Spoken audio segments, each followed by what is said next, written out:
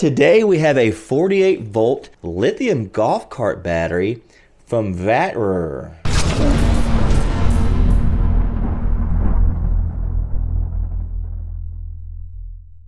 Alright guys, so as I'm taking this battery out of its packaging, I'm noticing something that I think is really important actually when these larger, heavier 48 volt batteries are being shipped. Look at the thickness of this box. It's got like multiple layers of corrugated cardboard. It's very thick. And also the foam that they used is really, really thick. So I think that's important actually, because the battery is going to arrive to you with a lower chance of it being damaged. And it's just a pain, you know, whenever you get your battery and it's damaged and you got to deal with shipping companies and all that kind of stuff. So I like how these guys really did a good job with this packaging. And this is not the first time. When I received this battery from them, the packaging was really good as well. All right, let's get this guy out.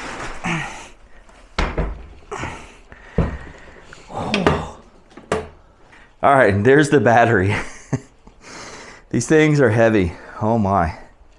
All right, so let's see. We've got our all metal casing. We've got our nice little spring-loaded carrying handles there. And on this side here, we've got our positive terminal. We have our negative terminal. We have an RS-485 port. This is usually for a screen. We've got a power button. And then our Bluetooth antenna sticks out there. And for the mounting options, we have the little mounting bracket that is welded onto the bottom of the battery on both sides. So this is a 48 volt, 105 amp hour lithium iron phosphate battery. According to the manual, it has a continuous charge current of 55 amps. It has a max charge current of 100 amps. It has a max continuous discharge current of 200 amps. And it has a peak at 400 amps for 35 seconds. And we have some other items in the box. So I'm thinking that this is a charger. All right, yes. So we do have a charger. It has a quick kind of disconnect cable. And this is the other end of that connection that connects to your battery. The specs on the charger are 58.4 volts at 20 amps. And then we have a third box that was inside the box, and this is probably the display. Let's open it up.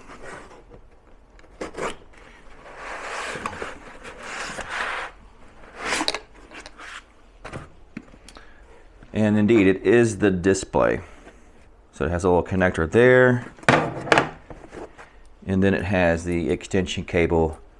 That side plugs into the battery, and then this side has a waterproof fitting there, actually. It plugs into the screen like so. Very nice. And it also comes with a bunch of bolts, which look like a lot of terminal bolts. And then our little terminal boots here. All right, so let's go ahead and plug our screen up. There we go. And I think we gotta hit this button. All right. So it's saying we have a 46% state of charge on page 2. It's showing that it's a 105 amp hour. Shows our max and minimum temps. Our status is normal. Our discharge is off. Our charge is on. So I think if we hit this switch right here, there we go. Our discharge is now on. And I heard like a relay contactor inside there click on. Let's go ahead and remove this. All right, and on the last page, page 3, it shows our individual cell voltages. So everything is at 3.29, and the lowest is at 3.289. So everything seems to be in good shape there. All right, so let's go ahead and hook the charger up and get this thing fully charged.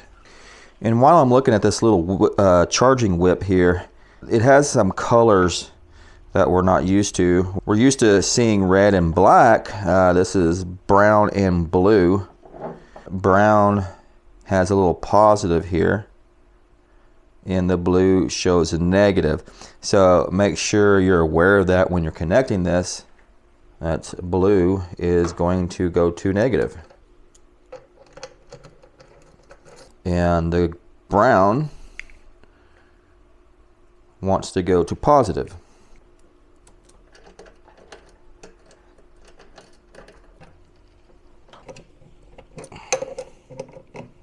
Okay, so I got the charger plugged into the AC receptacle on the side of my bench here.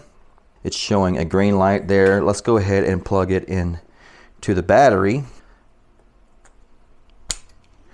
There we go. And it started up over there.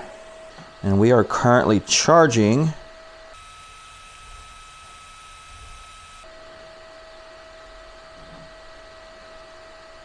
All right, so we're showing 19.1 amps.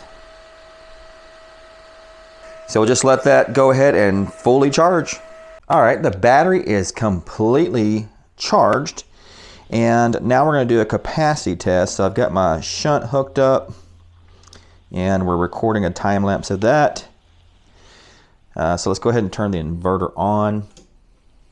And I've got the heater as the load, and it's on high.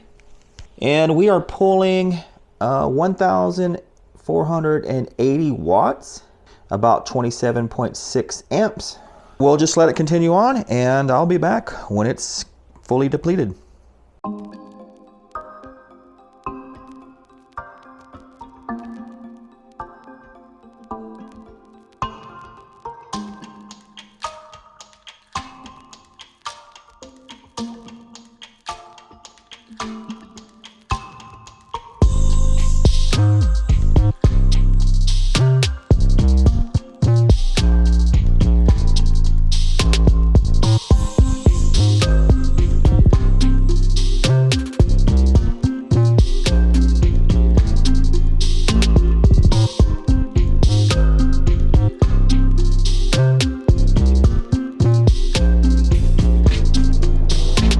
All right, guys, so we are down to 1% left on the capacity test. We have 1.6 amp hours left to go. All right, so we're now down to 0%. However, we still have 0.9 amp hours left in there. All right, here we go. We're coming up on completion. 0.03, 0.02, 0. Okay, so we have fully discharged 105 amp hours. So this battery has passed the capacity test of 105 amp hours. Now, it still has power in there. Obviously, we're still discharging. This shunt, unfortunately, will not show us any more data there. So I'm going to go ahead and shut the test down. And a lot of people ask whenever I do these capacity tests, how long did the battery run? For example, the heater, I just looked at my little recording here right before I turned it off. It was around 3 hours and 40 minutes that it ran the heater on high, which was around 1,500 watts.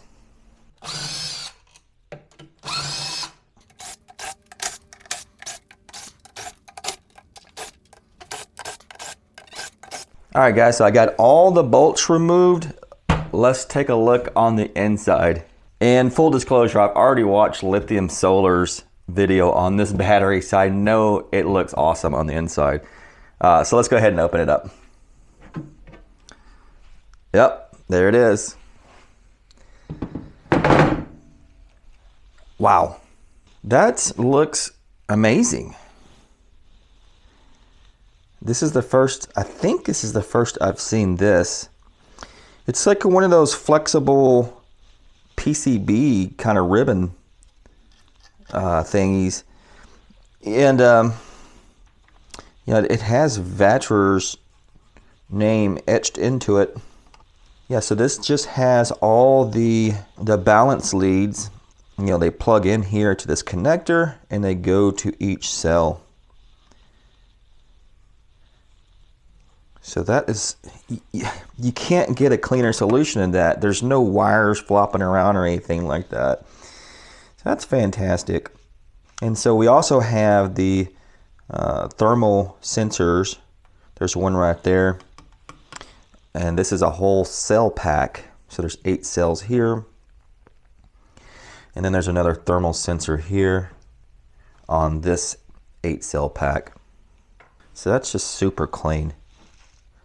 There's some kind of extruded aluminum plate on both sides. We've got these bus bars, that jumper between the 2 cell packs. And everything, as far as anything that's carrying current, looks like they're these formed bus bars. So here's the positive, going to the positive side there. And that's the negative coming out of the BMS. And then that's the negative going into the BMS. I'm very pleased with the quality of this build. This is certainly a step above. And then on the back side of the lid, it has this plastic that's just glued into it. That way, if these cells, you know, something gets damaged and these cells slap up against this lid, they're not going to short out. All right, so let's go ahead and hook the charger up and freeze up one of these thermal sensors and see if it stops charging. All right, so we got the charger hooked up and we are putting in 20 amps. So let's hit that little sensor there with some duster and see if we can get it to shut off.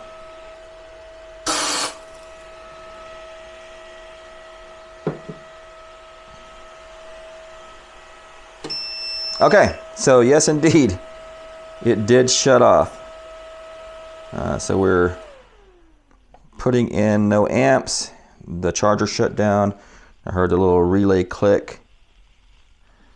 So we do indeed have low temperature charging protection.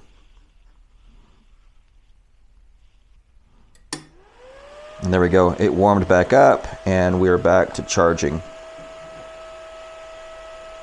All right guys, so I have torn into this thing even deeper. I got one of the cell packs out. Also got the BMS out. So let's take a closer look at the cell pack. So we can see there is spacing between the cells. So inside there is some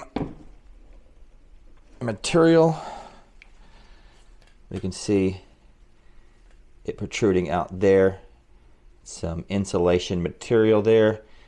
So the cells are insulated or isolated from one another. You can see we have these aluminum extrusions as these end plates here, and then there's an insulation material between it, so that's very good. And then these are like a metal band, and then it has a like a heat shrink or something around it here. So very neat, solid construction of the cell pack. And I lifted up the little edge here and I can see the QR code. It's hard to get the whole thing and try to scan it, but I got a picture of it. So here's the picture. And the vendor code of the cells starts with O2Y, which is typically the vendor code of Eve cells. So if we look at O2Y here on Google, and it comes up as EVE. So these appear to be EVE cells, very high quality. So that just adds another layer of awesomeness. All right, so here's the inside of the box. And so the cells are sitting on this epoxy fiber board right here, which is, again, another great thing. And then it's held into place with these really long bolts. So these bolts go through the end plates, and then they have little inserts down there that they screw into. And that fixes the cell module into the housing here. And then up front here is the cavity where the BMS is located. And so now let's take a look at the BMS. So it is, if you can read here, a JBD, let me see if I can focus this, JBD-AP21S002 7-21S. And it is very beefy. So here's the side with the connectors. So this is the balance wire connectors here. I think this is the temperature sensors. This is the switch. Then we've got the RS-485 ports on this side. And then inside there we see this contactor. So this uses a contactor rather than MOSFETs to switch the battery on or off. And that's the top here. So this portion of the contactor, I think it's this. Maybe it's this one. This little bus bar here connects there. And then also inside that they've got the little Bluetooth module. So very neat. All right, guys, I think that's gonna wrap up the video. Let me know what you guys think about this battery down in the comment section. I'll leave links in the description. Thanks so much for watching, and I'll catch you on the next one.